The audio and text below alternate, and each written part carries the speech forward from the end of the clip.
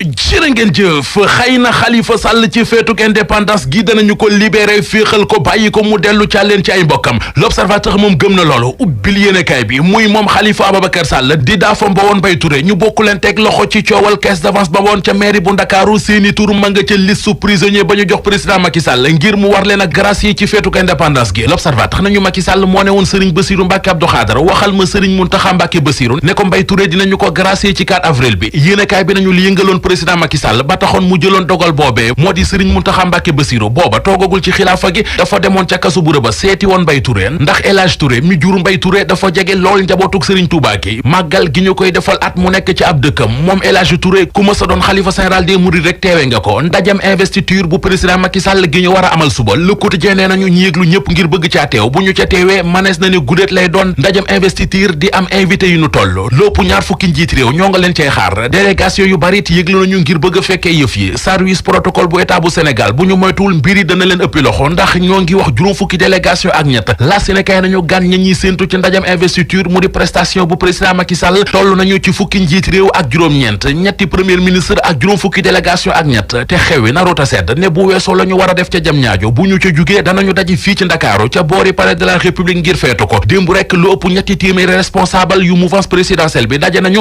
ngir waajal mobilisation suba gi l'observateur nañu Macky Sall tuxal na conseil constitutionnel ca jam ñaajo ngir def fa prestation de serment nee nañu nag saal ba ñu koy defee bëgguñu faa dégg ay tàcc ku fa tàccoo tama du la ëppi buum le témoigné nañu semaine bii ñu jëm du yomb ci président Macky Sall ne war na cee def prestation de serment bu ca jugee dal ci défilé 4 avril bi bu ca noppee war a taxawal gouvernement bu bees bi direct info nañu gouvernement bu bees boobee Macky Sall war a taxawal tax na ministre yu bari yu ne woon ci gouvernement bii di jeex amatuñu jàmm kenn ci ñoom yendalatul kenn ci ñoom fanaanalatul ñoom ñëpp ñoo ngi dugg dëkk bi di wut ay sëriñ journal bi ñu fi ñu nekk ni sàmmkat yeek bu xaaba yeek uude yi Macky Sall tax na seen bambaa ngi maase mbeddi dëkk bi foo xool gis fa ay nen yu ñu xaatim féticheur malien yeek gisaanekat yi nekk ci réew mi jamono ji ñooy bañ ndax seeni kër fees dell lay Barthélémy Dias li mu nar a def mi ngi ci yéenekaay yu bari ñu xëyandool Rewmi Quotidien Enquête Le Quotidien L'Observateur L'As Vox Populi ak La Tribune ñoom ñëpp xamal nañu ne maire bu Mermoz Sacré-Cœur di Barthélémy Dias Rewmi Quotidien nañu li waral loole nee na moo di Aly Ngouille Ndiaye dafa salfaañe fichier électoral bi La Tribune nañu Barthélémy Dias plainte boobe muy wax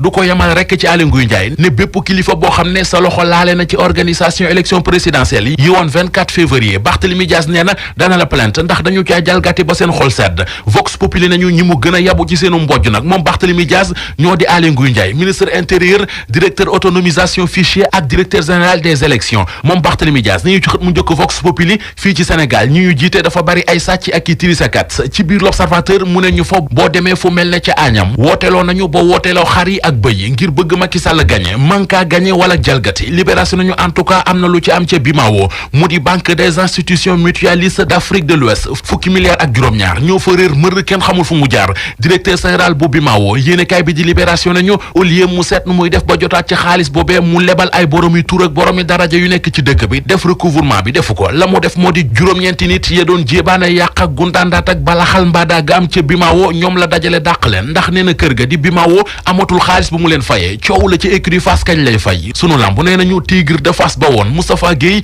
démissionné na ci écurie Fass Papa Sow it kilifa yu écurie ba dàq nañu ko nañu jóge Fass dem Yëmbal ubbi Les Échos benn femme moo fa rey benn réparateur portable li indi coow li moo di femme bi da ko joxoon tablette am ngir mu defaral ko fay ko réparateur bi defaru ko femme bi dem keroog di jëli tablette ba réparateur bi waxu ko lu mën a dégg ñu jàppante fa femme bi rocc ràbb gi woon ci boppam jam ko réparateur bi ci bopp mu faatu